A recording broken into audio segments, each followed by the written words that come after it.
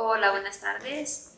Estamos hoy aquí en el hotel en Ciudad de Móstoles con Lorenzo Pérez, asesor de la asociación y presidente de Fidelities. Y bueno, ¿qué tal? ¿Bien? Muy bien. Bien.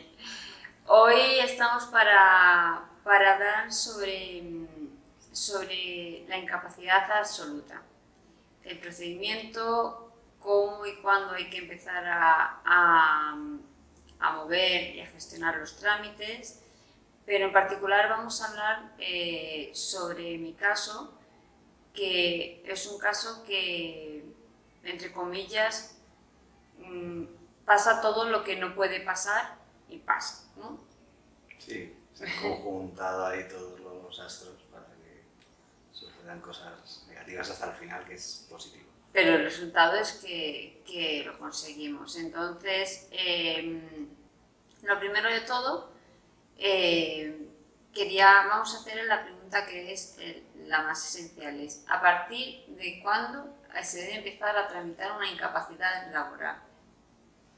Bueno, pues la incapacidad laboral se debe tramitar cuando se supongan que las secuelas de la patología que uno padece son definitivas, es decir, no son reversibles porque no hay una cirugía o un tratamiento que vayan a hacerlas reversibles. Y a partir de ahí es suficiente, no hay que agotar los periodos máximos de baja, que es un error muy común en la gente, no hay que esperar a que se cumplan los 18 meses. En el momento en que uno sabe, porque se lo ha dicho su médico o porque lo nota así, que su capacidad laboral se ha visto mermada por las secuelas que padece, a partir de entonces cuando hay que solicitar, hay que abrir un expediente de incapacidad laboral. Un consejo que creo que muchos de nosotros hemos cometido el error es empezar a gestionar ese trámite por cuenta propia. Nosotros mismos pensamos que podemos empezar a tramitar, a solicitar la discapacidad o la incapacidad nosotros mismos y a veces ese hecho puede condicionar que todo el trámite se vea perjudicado, ¿no? El problema es que como ciudadanos vamos a la administración a pecho descubierto para que se reconozcan nuestros derechos porque pagamos nuestros impuestos y se supone que es lo que la administración va a hacer. La realidad es otra, la realidad es que no se analiza cada caso de una forma individual y las resoluciones van más un poco a bulto y generalmente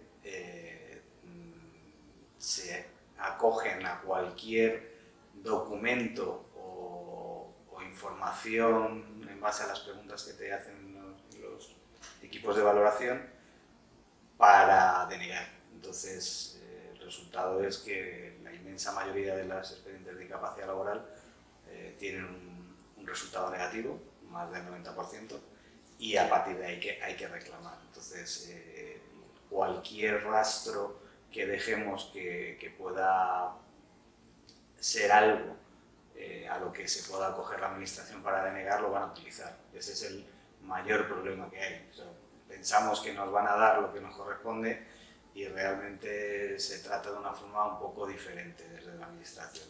Se trata más de ver cómo deniegan que de ver cómo te conceden. Y esa es la diferencia o el matiz que hace que haya que llevar todo esto muy bien preparado. Pero es una cifra muy abismal, un 90%. Más de un 90%. Y la administración contra esto que alega, que bueno, dice. Aquí de todo, ten en cuenta que dentro de esos números hay gente que no le corresponde. O sea, el problema aquí es que la administración, dicho por gente de la propia administración, tiene una predisposición a que todo el que se sienta delante de un equipo de valoración o le va a mentir o le va a exagerar lo que le pasa. Entonces, porque es verdad que hay mucha gente que miente y hay mucha gente que exagera, pero no pueden meter a todo el mundo en el mismo saco. Entonces, bajo bajo esos parámetros la administración, pues digamos que deniega casi por sistema, ¿no?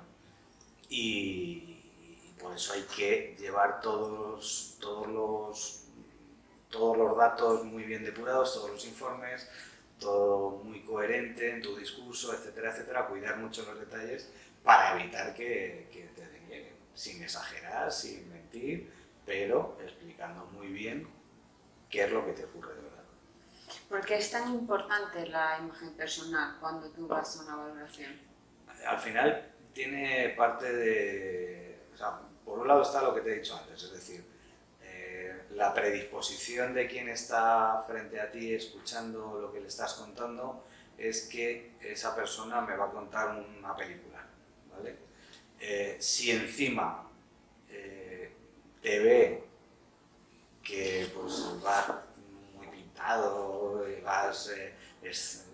vamos de punta en blanco como si fueras una boda, pues aunque sea de forma inconsciente, eso digamos que va a reforzar su creencia de que le vas a engañar, o sea, de que lo que le estás contando de lo que padeces no es tan así, pues porque esta persona está aparentemente fenomenal, que tampoco hay que ir con un guiñapo, ni un extremo ni el otro, pero es verdad que inconscientemente quien te percibe, y eso hay muchos estudios psicológicos al respecto, la imagen que proyectas es con la que se quedan, ¿no?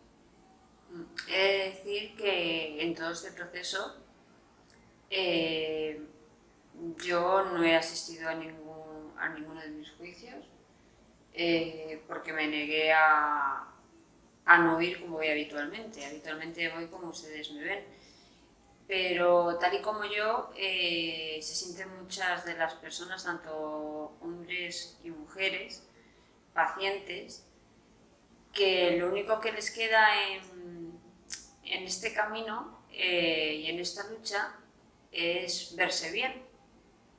Entonces, el que nos digan que demostremos que no estamos bien es como decir, ¿no tienen ustedes suficiente con esos informes tan devastadores que tienen, que encima tengo que no pintarme los labios para que usted vea que soy infeliz, que me encuentro fatal?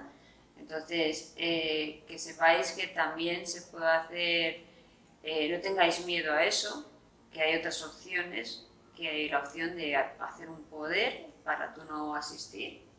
Bueno, de hecho nosotros generalmente no llevamos a nuestros pacientes a juicio precisamente porque inconscientemente la decisión del juez incluso puede estar influenciada por esa imagen del paciente que no tiene por qué estar en una silla de ruedas ni en una camilla para estar realmente mal o con capacidad mermada para trabajar, que es de lo que se va a juzgar.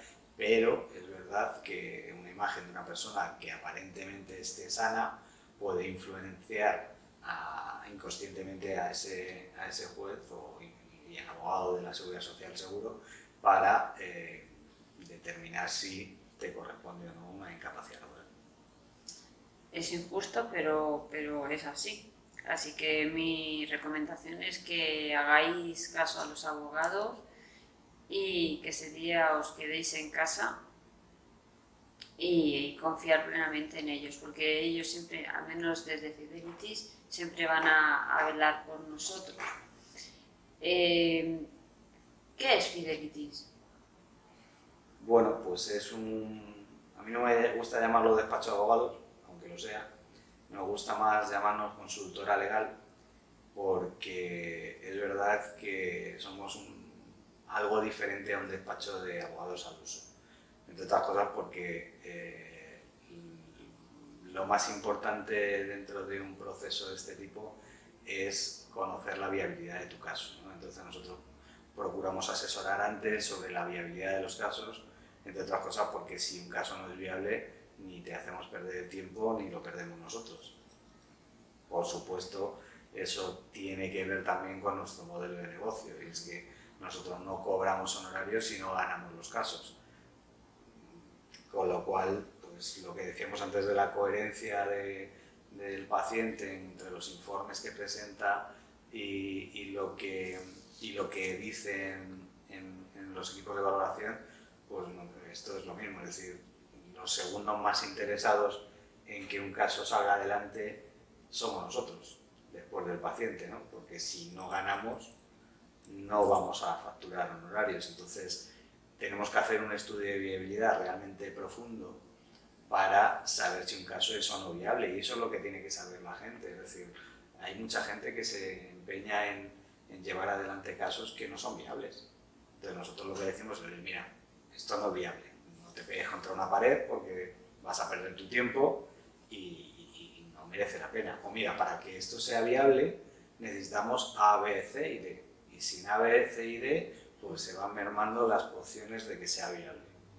Entonces, eso por lo menos hay que partir de una información para saber si te corresponde o no el derecho que persigues, y si te corresponde hay que ir a muerte, obviamente. Y aunque haya una posibilidad, no del 100%, aunque haya una posibilidad incluso en muchos casos remota, hay que pelearlo. O sea, nosotros siempre, una de las características de Fidelitis es que peleamos mucho, somos muy peleones. De hecho, incluso damos casos en Europa, que de este tema es muy complejo, que haya abogados que vayan incluso a Europa a defender casos. Nosotros lo hacemos, nosotros peleamos, tu caso lo hemos llevado en muchas instancias, lo hemos reabierto hasta en 3 ocasiones y ha durado pues, un espacio de tiempo muy amplio, con muchas circunstancias que luego si quieres comentamos, y tú sabes perfectamente. Pero al final es eso, es decir, primero tiene que ser viable. Si no es viable, pues es que no tiene sentido pelear y pegarse contra una pared. ¿Qué varía que un juez un mismo informe lo vea apto para una incapacidad y otro mismo informe? ¿Qué se puede hacer contra esas injusticias? Porque en mi caso eso no nos lo hemos encontrado. Sí, tu caso a nosotros nos llegó ya de rebote. Lo habías iniciado con otro abogado. El planteamiento inicial de la demanda, pues desde nuestro punto de vista no era el más adecuado, y en sala no sé cómo se defendió, pero es cierto que la sentencia era muy mala. La sentencia era muy mala porque además la jueza, lo recuerdo perfectamente, hacía juicios de valor sobre incluso la dieta que debía seguir, el estilo de vida que debía seguir para que tu vida fuera plena. Entonces, algo que obviamente un juez no tiene que entrar a valorar. Pero claro, desconozco cómo se hizo la defensa en sala, y lo que sí que sé es que la demanda no era todo lo buena que creo que debería haberse defendido tu caso. Como nos llegó así, pues hubo que ir rehaciendo cosas hasta que al final hemos conseguido el objetivo que buscábamos, ¿no? Pero, claro, la sentencia del juez a lo mejor viene precedida de una actuación en sala que fue encaminada quizá a tu estilo de vida, no lo sé. Entonces, no he visto la grabación. Entonces, puede que fuera motivada por eso, no tengo ni idea. Pero la verdad es que no tendría por qué haber entrado el juez en ese tipo de valoraciones, ni muchísimo menos, sino a valorar lo que se estaba juzgando y punto. Y bueno, esta es una pregunta que te la he hecho 1000 veces.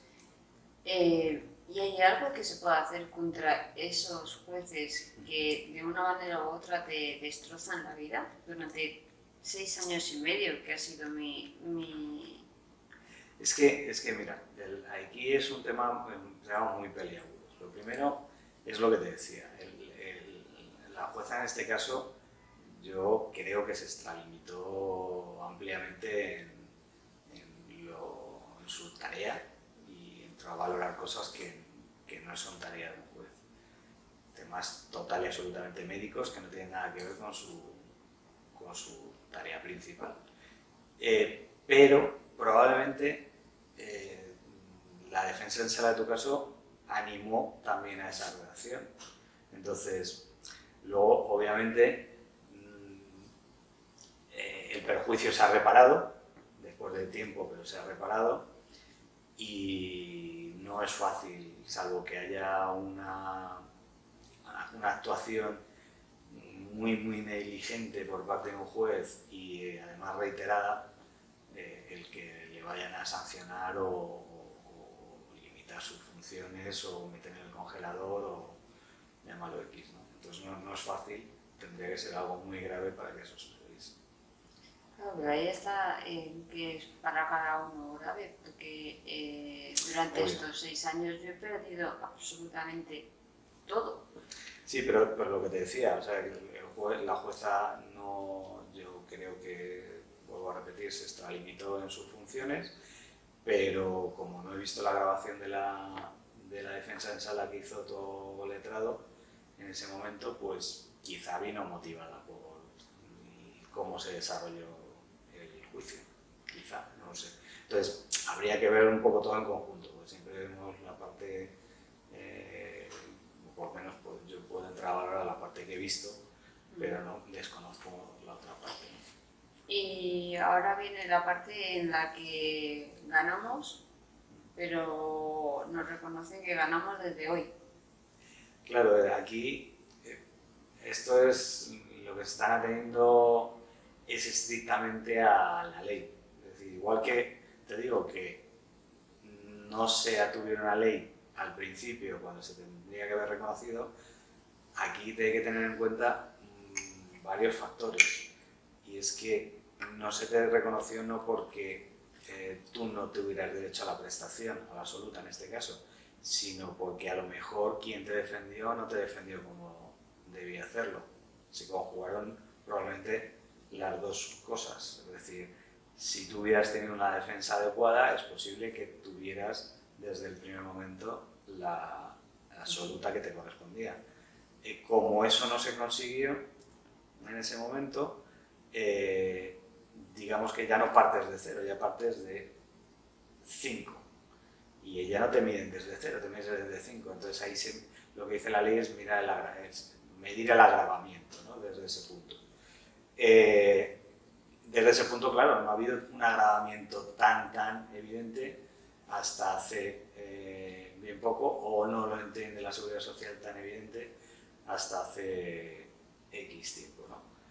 Que sí que lo es, pero que es más difícil de medir porque te medían desde el punto de inicio anterior, que no es desde donde te tenían que medir.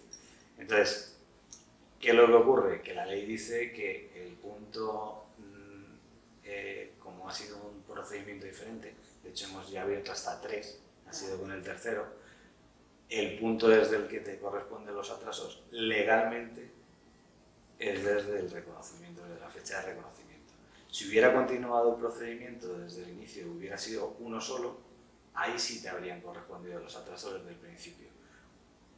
Otra cosa es que eso legalmente, otra cosa es que moralmente, y eso se puede pelear, pero te arriesgas a cosas, a perder muchas cosas. Te arriesgas a cosas, a costas, a frustraciones, moralmente sí que te correspondería. O sea, esto lo hemos hablado, es decir, moralmente te corresponde, legalmente pues ya ahí está, hay que medir el riesgo frente a lo que puedes percibir. Es que el riesgo es muy... Es alto porque en este caso ya es un contencioso administrativo, que ya no es lo juzgado de lo social, hay que pelear con la administración en otro tipo de sala y sí lleva incluidas costas, por lo cual si se pierde, en los jugadores de lo social, aunque se pierda no te repercute en costas, pero en el contencioso administrativo sí, ahí te juegas el que incluso te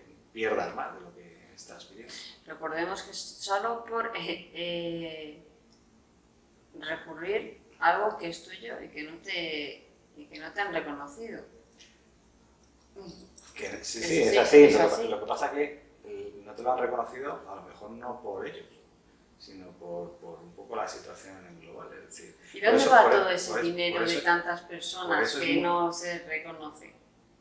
ahorro del bolsillo del gobierno. Está clarísimo. O sea, por eso se deniegan tantas. Claro. O sea, en términos económicos, de hecho es como se están valorando básicamente ahora mismo las pensiones, y por eso ese rum continuo en todos los medios de comunicación, en todos lados, de que no hay dinero para las pensiones. Pues si no hay dinero para las pensiones, pues a denegar toca. Y la administración al final lo que hace es, bueno, ahí ha puesto un filtro, digamos, un poco perverso, que es, pues, aquellos que reclamen, a lo mejor ya me lo miro con más detenimiento, ¿no? Yo creo que eso no debería ser así, obviamente, pero es como está funcionando actualmente la administración. Entonces, ¿qué le dirías tú a un paciente que está viendo que ya va a llegar un año y que eso no va a mejorar y que no está mejorando, que luego puede mejorar, porque en ese momento no está mejorando y está trabajando? De baja o lo que sea. Lo primero es asesorarse por alguien que sepa de esto de verdad. Asesorarse, saber en qué punto está.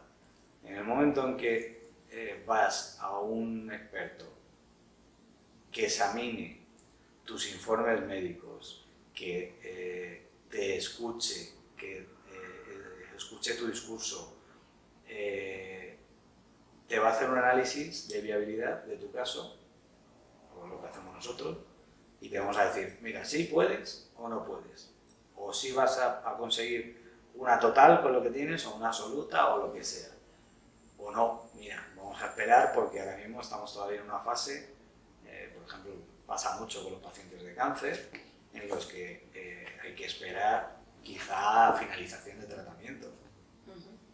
Cuando sabes que ese tratamiento no va a dejar secuelas irreversibles, porque hay otros tratamientos que sabes perfectamente que aunque acabes el tratamiento van a quedar unas secuelas irreversibles, con lo cual sí se puede iniciar antes. Estos matices, estas diferencias, no las conoce alguien que no ha llevado cientos o miles de casos. Tienes que ir con alguien que de verdad sepa de estos temas, porque la ley está para que la pueda leer cualquier abogado, pero la experiencia que te da el llevar muchos casos es lo que te va a determinar si alguien te asesora de forma conveniente o no. Ahí está la diferencia. O sea, cuando vayáis a alguien que os asesore, también es inconveniente que le preguntéis cuántos casos ha llevado, porque es verdad que la ley puede conocerse, pero la experiencia, los matices sobre cómo funciona realmente la incapacidad laboral en este caso, y no solamente la legislación, sino la jurisprudencia que se va incorporando todas las semanas, todos los meses, por nuevos casos, nuevas casuísticas, nuevas sentencias, o estás en esto continuamente o es imposible manejarlo. ¿Hay algún número en el que nosotros podamos saber qué despachos, cuántos han ganado, cuántas... algún sitio así para información, para a la hora de elegir un despacho de abogados de incapacidad, o de otra situación, pero sobre todo de esto que estamos hablando? Incapacidad laboral en España hay muy pocos despachos especializados, muy pocos. Y los que hay, los pocos que hay son muy locales. Información pública donde aparezcan los casos ganados no existe. Es decir, no. Tú puedes ver las sentencias que se publican, que son públicas, y ver el abogado que ha llevado el caso.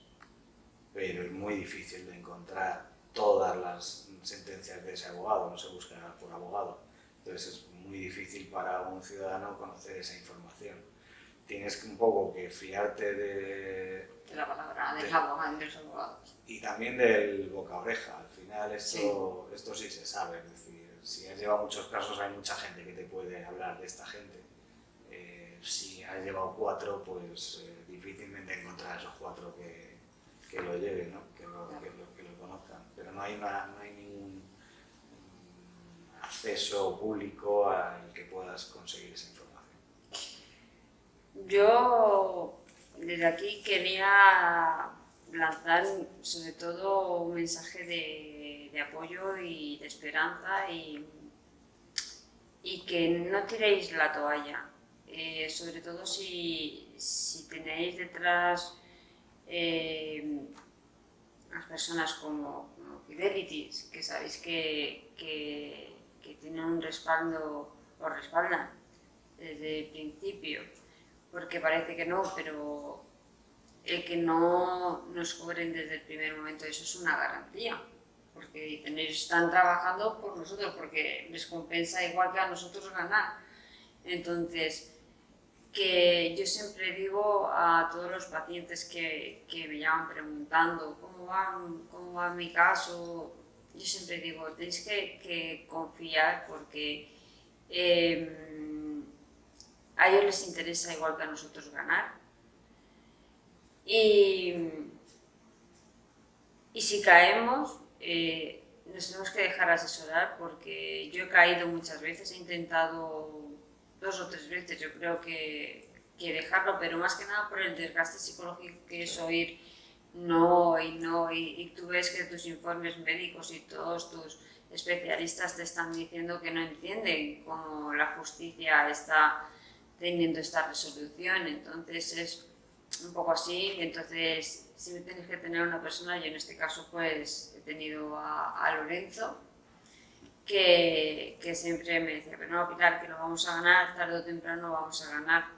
La verdad es que ha sido tarde, pero lo hemos ganado, pero que si estáis con Fidelity y algo falla y en la primera instancia no se gana, no penséis que está todo perdido, porque hay muchas más opciones y bueno, la muestra la tenéis aquí, que yo no sé cuántas veces habré pasado por el tribunal, no sé cuántas, 3 veces, ¿no? 3 veces, pero 3 veces conlleva mucho trabajo entre medias, muchísimo. Entonces, pues deciros que bueno, que al final lo hemos conseguido, que nosotros estábamos dispuestos a ir a Europa porque no nos parecía justo y porque no era justo, lo decían los médicos y cualquier persona que leyese esos informes, salvo nuestra querida jueza. Entonces que luchéis, que sigáis adelante, que si aún no habéis emprendido el trámite y estáis pensando, os pongáis en contacto con nosotros, con la asociación, nosotros os pondremos en contacto con Lorenzo, con Fidelities, y de verdad que confiéis plenamente, porque siempre responden y siempre nos van a ser claros y nos van a decir la verdad, si se puede o si no. Y de momento todos los que se han podido se han ganado, entonces y si no están aún en camino y se ganarán. Así que muchísimas gracias, Lorenzo, por estar siempre a nuestro lado, por aguantarnos tanto, aguantarme tanto. y bueno, que sepáis que estamos respaldados por unos grandes profesionales y cualquier duda que tengáis, como os he comentado, poneros en contacto con la asociación. Un abrazo muy fuerte y espero que os haya servido de algo. Buenas tardes. Chao. Chao.